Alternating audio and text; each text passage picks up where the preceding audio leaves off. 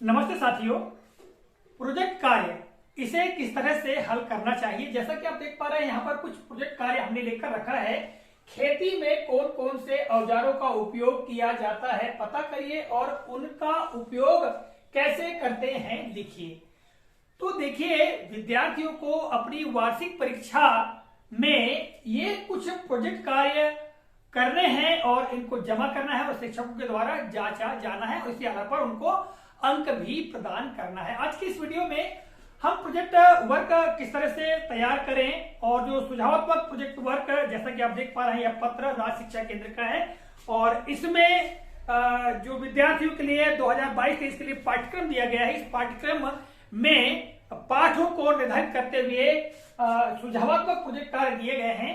यहाँ जैसा कि आप देख पा रहे हैं, हमने कक्षा 5वीं विषय हिंदी के जो सुझावात्मक प्रोजेक्ट कार्य हैं उनको लिखकर रखा है और इन्हीं प्रोजेक्ट कार्य के माध्यम से हम बताने का प्रयास करेंगे कि विद्यार्थियों को किस तरह से प्रोजेक्ट कार्य हल करने चाहिए या उसका अभ्यास कैसे करना है, ताकि आसानी से विद्यार्थी वार्षिक परीक्षा में जब उनको प्रोजेक्ट कार्य मिले तो उसे हल कर सके।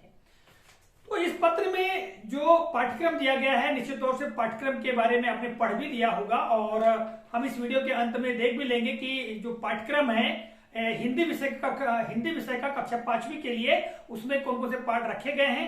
तो सबसे पहले हम बात करते हैं प्रोजेक्ट कार्य की। तो जैसा कि मैंने आपको पहला प्रोजेक्ट कार्य पढ़कर बताया कि खेती में कौन कौन से औजारों का उपयोग किया जाता है और उनका क्या उपयोग है, तो शिक्षक को सबसे पहले ये जो प्रोजेक्ट वर्क है इसको विद्यार्थी को दे देना चाहिए कि आप इसको करके आओ, लिख के आओ। जब विद्यार्थी लिख के आ जाएगा, लिख के दे देगा, तो शिक्षक उसके एक बार दो बार जांच करके देखे कि वह क्या विद्यार्थी ने सही लिखा है, तो फिर शिक्षक उनको बता सकता है कि प्रोजेक्ट कार्य जो है इस पर प्रोजेक्ट कार्य किस तरह से तैयार किया जाए। जैसे खेती में कौन कौन से औजारों का उपयोग किया जाता है पता करिए और उनका उपयोग करते हैं कैसे करते हैं लिखिए। तो विद्यार्थी निश्चित तौर से जो ग्रामीण अंचल के हैं वो तो जानते ही हैं कि कौन कौन से कृषि यंत्रों का प्रयोग किया जाता है। हाँ, हो सकता है थोड़ी सी कठिनाई शहरी क्षेत्र के विद्यार्थियों को हो क्योंकि वे कृषि यंत्रों से परिचित ना हो, तो इसके लिए हम बच्चों को बता सकते हैं कि भाई कौन कौन से कृषि यंत्रों का उपयोग किया जाता है। जैसे कि हल, ठीक है, हल हो गया, तो हल का उपयोग किस प्रकार से होता है, क्या होता है, उसके बारे में विद्यार्थी लिखे।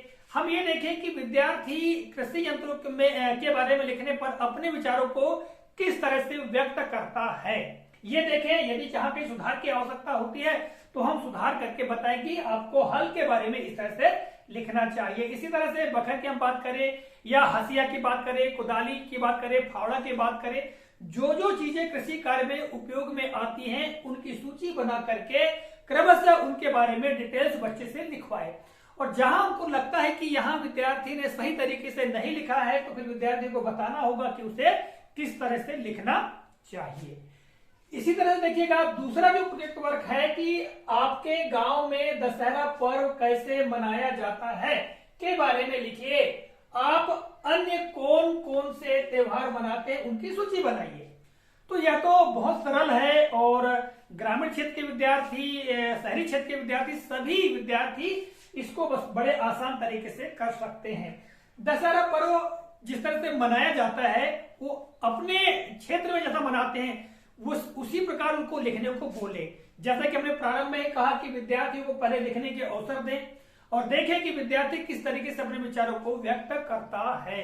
यदि कहीं हमको सुधार की आवश्यकता होती है तो हम उसमें सुधार करवाएं कि आपको इसका वर्णन ऐसे करना चाहिए। इसके अलावा जो जो त्योहार मनाए जाते हैं उनकी सूची बना सकते हैं। दशहरा के बारे में लिख दिया है ना, कैसा मनाया जाता है उनके क्षेत्र में। इसके बाद दीपावली हो गया, रक्षाबंधन हो गया और भी बहुत सारे, होली पर्व है, क्रिसमस है, ईद है, ये जो पर्व जैसे मनाए जाते हैं उनकी सूची विद्यार्थी बना सकते हैं। ठीक है। तीसरा जो प्रोजेक्ट वर्क क्या है कि आपके आसपास खेत होंगे, आप वहां गए होंगे, यदि हाँ तो खेत पर एक दिवस रहने के अपने अनुभव को लिखिए। यदि आप कभी खेत पर नहीं गए हैं तो कल्पना के आधार पर लिखिए। तो देखिए कि यह भी बहुत सरल है। जो विद्यार्थी ग्रामीण अंचल के हैं, जो खेती बाड़ी कृषि से लगे हुए हैं, जिनके माता पिता तो वो तो बड़े आसान तरीके से अपने विचारों को लिख सकते हैं। हाँ, यहाँ विद्यार्थियों को एक परेशानी आ सकती है कि वो अपने विचारों को अभिव्यक्त अच्छे तरीके से ना कर पाए। इसीलिए शिक्षक को चाहिए कि उन्हें घर पर ये काम करने को दे कि आप लिख के आए, उनको चेक करें कि वो किस तरीके से अपने विचारों को व्यक्त करता है। ठीक है, तो जो विचार अभिव्यक्त करता है उसमें वाक्यों को किस तरह सजाना चाहिए, किस तरह से लिखना चाहिए, यह शिक्षक बता सकता है। यहाँ पर कहा गया है कि यदि आप कभी खेत पर नहीं गए हैं, यानी जो विद्यार्थी शहरी क्षेत्र के हो सकता है वो कभी खेत ना गए हो, तो फिर उन्हें कल्पना के आधार पर लिखना चाहिए। शिक्षक बता सकते हैं कि खेत में क्या क्या होता है, कैसे होता है। तो इसकी तैयारी शिक्षक जो है बड़े आसान तरीके से करा सकते हैं। साथियों, किसी अन्य वीडियो में हम और सी बताएंगे किस तरह से कोई प्रोजेक्ट वर्क कैसे तैयार किया जाता है। आगे देखिएगा, आपको अपने गांव शहर में सबसे सुंदर स्थान कौन सा लगता है और क्यों, लिखिए। प्रत्येक गांव में या शहर में कोई ना कोई ऐसा स्थान है जो किसी न किसी को बहुत अधिक प्रिय लगता है, तो उसी स्थान के बारे में लिखना है, उसका वर्णन करना है और वो सुंदर क्यों है या अच्छा क्यों लगता है उसके बारे में लिखें। ठीक है, और जब सिस्टमेटिक विद्यार्थी लिखकर लाएंगे तो उसको चेक करें, यदि कहीं सुधार की आवश्यकता है तो शिक्षक को सुधार करवाए, विचार कैसे व्यक्त करना चाहिए वो तरीका बताए, जिससे कि प्रोजेक्ट वर्क बड़े अच्छे तरीके से तैयार हो सके। ठीक है, इसमें एक महत्वपूर्ण बात यह है कि विद्यार्थियों को काट छाट कम से कम करें, इस बात की हिदायत देना चाहिए। सुंदर तरीके से प्रोजेक्ट कार्य हल करें, इस बात के लिए प्रोत्साहित करना चाहिए। यहाँ पर देखिएगा, आप अपनी परीक्षाओं के पहले परीक्षा की तैयारी कैसे करते हैं, लिखिए। यहाँ पर विद्यार्थी अपने तरीके से वो परीक्षा की तैयारी कैसे करते हैं, केवल उनकी तैयारी करने का ढंग क्या है, तरीका क्या है, उसके बारे में लिखना है। तो मुख्य बात यह है, यहाँ पर विद्यार्थी वो सब कुछ जानते विद्यार्थी कि भाई किस तरह से आपको परीक्षा की तैयारी, परीक्षा के पहले परीक्षा की तैयारी करते हैं, वो जानते हैं, किंतु उनको लिखने में परेशानी आ सकती है क्योंकि विचारों को लिखकर प्रदर्शित करना ये थोड़ा सा कठिन होता है। तो यहाँ पर हम शिक्षक साथियों का दायित्व आ जाता है कि हम विद्यार्थियों को बताएं कि किस तरह से विचारों को अभिव्यक्त करना चाहिए, किस तरह से अपनी बात को प्रस्तुत करना चाहिए लिख करके।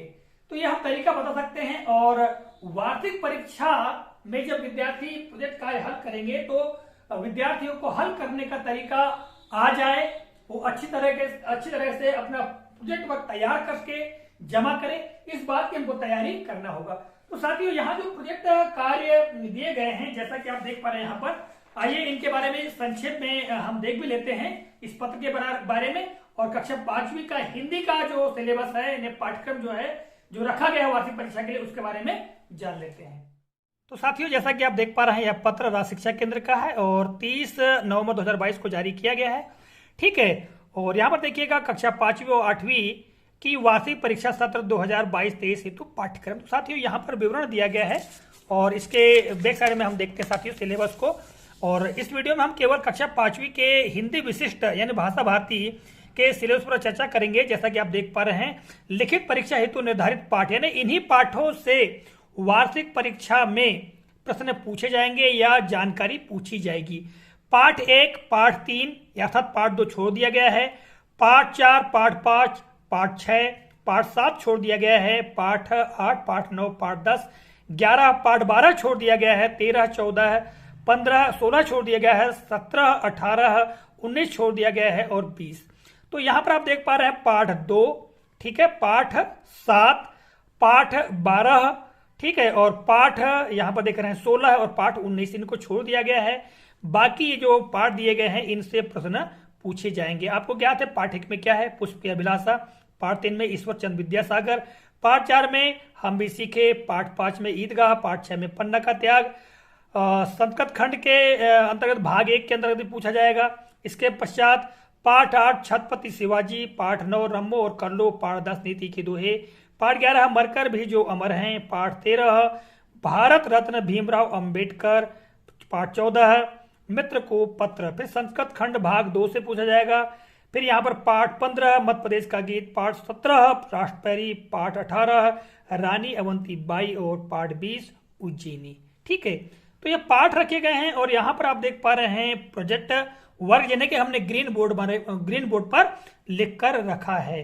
तो मैंने आपको इस पाठ्यक्रम के बारे में संक्षेप में बताने का प्रयास किया है। चलिए अब ग्रीन बोर्ड पर हम चलते हैं। तो साथियों अभी आपने सिलेबस को देखा कि पाठ्यक्रम में क्या क्या रखा गया है जो कि वार्षिक परीक्षा में आएगा, और मैंने प्रोजेक्ट कार्य के बारे में बताया और किस तरह से विद्यार्थियों को हल कराना चाहिए, तैयारी किस तरह से कराना चाहिए, इसके बारे में बताने का प्रयास किया है। यदि कोई प्रश्न हो या कुछ पूछना हो तो आप कमेंट के माध्यम से पूछ सकते हैं, यथासंभव हम आपको जवाब देने का प्रयास भी करेंगे। तो साथियों मिलेंगे अगले कालखंड में, तब तक के लिए जय हिंद।